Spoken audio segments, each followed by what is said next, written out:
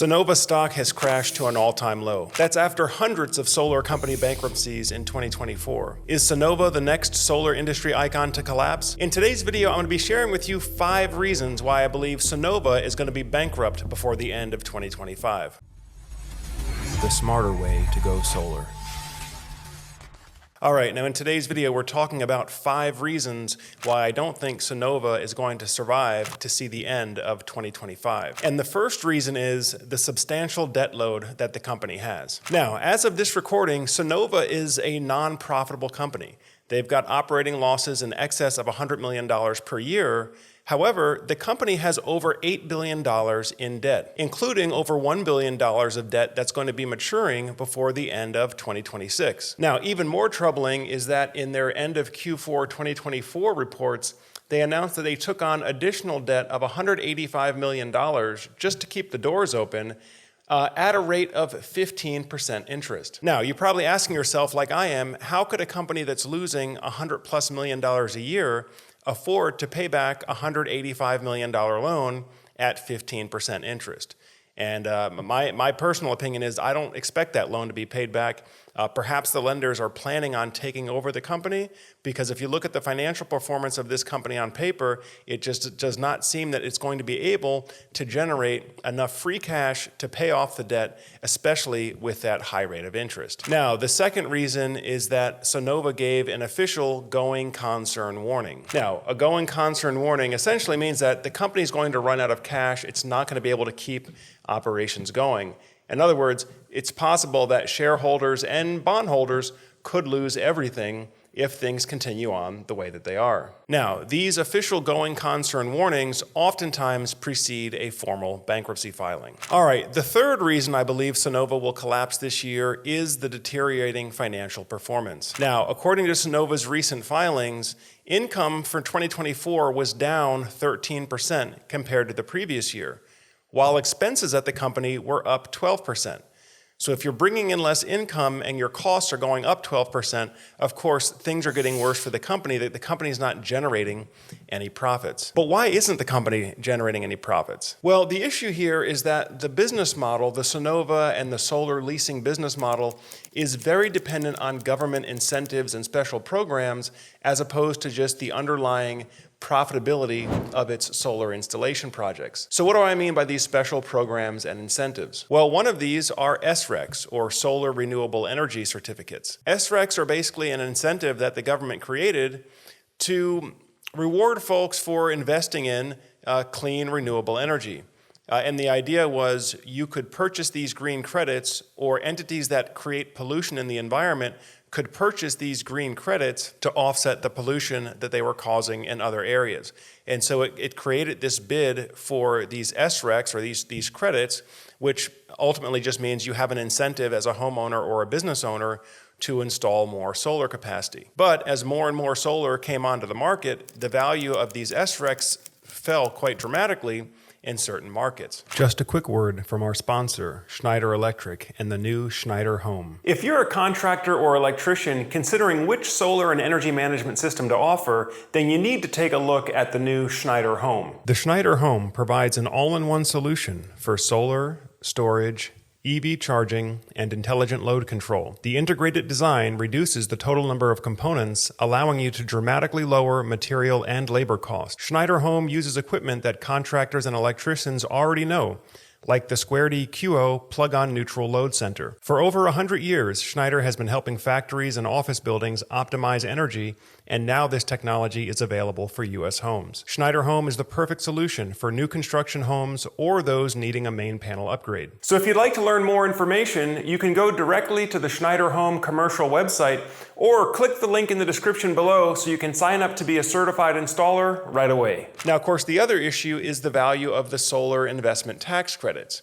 And the solar investment tax credits, when you deal with a leased system, which Sunnova was known for its solar lease, compared to a traditional cash purchase or a financed solar system, there's been some controversy about how the value of the tax credit is calculated. Now, for a regular solar power system, let's say you're a homeowner and you hire a contractor to install solar panels on your home, typically you're going to get 30% of the cost of that system back in the form of a tax credit.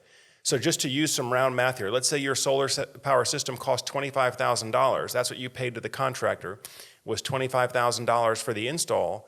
Then in theory, you would earn 30% of that, or $7,500 back, in the form of a tax credit. And that would come off your tax bill, or in many cases just get refunded to you by the IRS when you file your tax return. Now, I should say, I'm not a tax professional. I'm not giving you any tax advice, but I'm just giving you an example of if you were to do a direct solar system purchase with a contractor, 30% of that contract amount would be the amount of your solar tax credit. But what we're hearing here from many sources is that the value of the solar system when the system was leased instead of purchased directly, that many of these leasing companies were calculating the value of the tax credit not based on the cash amount paid to the contractor, but rather on the total amount of lease payments over the entire 25 or 30-year term of the lease. And so that total of lease payments could be double or triple the amount of what the cash amount that was actually paid to the contractor. And so thereby, the value of the implied tax credit there would be 2 or 3 times what the tax credit would be for that same system had the customer paid cash instead of using a lease. Now, what we're hearing and what many of us suspect is that with the new Trump administration and DOGE looking into cut government waste and fraud and abuse, that the way that the IRS is calculating these tax credits is going to come under greater scrutiny. And so if companies like Sunnova and other solar leasing companies are not able to monetize the tax credit or claim the tax credit at the same value that they had been in the past, then they may not be able to generate the amount of profit or the amount of income that they need to actually have a profitable business. And that's the problem with these solar companies that rely on all this exotic financing and government incentives. The businesses, the projects themselves don't actually pencil out. In other words, what the customer pays for the leased system or what the customer pays to have that system installed doesn't actually cover the cost of installing and maintaining that system over time. And that's why if you're considering doing a solar power system, you may want to consider just paying cash, or if you're going to finance, use a traditional FDI-insured bank that's going to give you clear, transparent terms and not tack on any additional fees. Now, the fourth major reason is general adverse market conditions in the solar market. As you all know who've been following for a while, we've been dealing with higher interest rates for the past couple of years now. And so for those of you who choose to finance the solar power system, your monthly payment may not be as low as if you had financed 2 or 3 years ago. Now, of course, a lot of how solar is being sold today is on a monthly bill swap basis.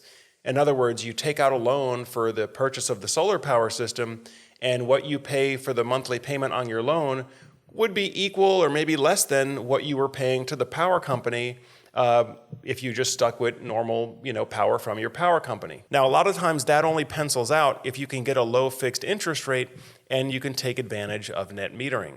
But that's another thing we're seeing is that one-for-one net metering is going away in many markets. Now, when we talk about net metering, what we mean is your relationship with the power company becomes a two-way back and forth relationship. During daylight hours, you can power your home on solar power and send all of your excess back to the power company for full price credit. Then during the evening hours, you can just pull that energy back in using what you banked during the daytime, and it all balances out to zero. Now that works great if you have a true one-for-one net metering. In other words, you send them 1 kilowatt hour, you can pull one back, same price. But what we're seeing in places now, especially led by California with this new NEM 3.0, is you may have to send the power company 4, 5, or 6 kilowatt hours during the day for every one that you get to pull back. So that really kills your ROI on solar, especially if you're looking at it with a monthly bill swap perspective. But there were some other red flags that we should have really thought more about earlier as well. Because I can remember back when I was actively selling solar, and we had a team of solar salespeople here, we saw that the interest rates and the dealer fees for solar loans were going up, whereas the monthly payments for solar leases remain the same. And of course, you got to ask yourself, if the leasing company, like in this case we're talking about Sunnova, if the leasing company has to borrow money to fund its operations, and the cost of borrowing is going up for everybody, why haven't they increased their prices to their customers just like everybody else? And so again, maybe it was more of this short-term thinking. They thought they would get more market share, but they end up taking on projects that are unprofitable combined with the fact that they're not able to claim these tax credits at such the high rate that they were planning on claiming these tax credits and then being able to sell those tax credits to tax equity investors, and that's why you have a recipe for disaster. Of course, the other thing that we should have looked further into was the no FICO approvals. Now, those of you who have sold solar before or have in the past sold the solar lease, you remember that one of the selling points during that peak of the market was, oh, we can get homeowners approved who would not get normally approved for traditional bank financing. And again, that should have been a red flag as well. Reminds me of the mortgage crisis back in 2008 with all these subprime loans and subprime borrowers. Basically, people that are qualifying for financing that really probably shouldn't have. And then you've got these leasing companies and these financing institutions that are holding these lease contracts on their books where the default rate could be 10%, 12%, 15%. But people just stop making their payments on their solar system. And then finally, the fifth major reason is the recent resignation of CEO and founder John Berger. Now, Sunnova's had a really incredible run throughout its lifetime, but just in the past week, the CEO has stepped down and a new interim CEO has been named by the board. And again, going back to the official going concern warning, this is one of those warning signs that typically precedes a formal bankruptcy filing or a takeover in ownership. So this has been a discussion of the 5 reasons I don't think Sunnova is going to survive 2025. Of course, guys, if you're getting good value from these videos you watch on Solar Surge, make sure you give us a thumbs up. Also, go ahead and subscribe to the channel as well if you haven't done so already. That way, as we have new videos like this coming out, of course, this is urgent industry news about, is Sunnova going to survive the year? But you want to make sure you stay up to date with all that. So when you subscribe, it'll come up on your feed of your suggested videos so that you can stay up to date with everything. Of course, if you're looking for a solar financing solution, we recommend and we endorse Climate First Bank. Again, they are a traditional FDIC-insured bank finance partner. They have fully transparent pricing, interest, and fees, and you know exactly what you're going to get. And they do give you an option if you wanted to apply a solar tax credit or make a pay down on your solar loan amount. You can request to have that loan re-amortized so you can lock in a lower monthly payment. Of course, if you're a homeowner out there, if you're looking at different solar and battery storage options for your home, if you need to get a price quote, or maybe you already have a quote, you need to get a comparison quote to make sure that you're getting the best system and the best deal. As always, you can feel free to reach out to us on the link below here.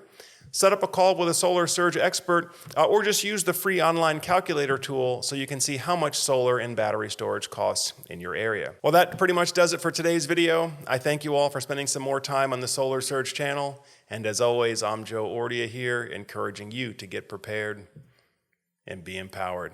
Thanks for watching, and I'll see you on the next video.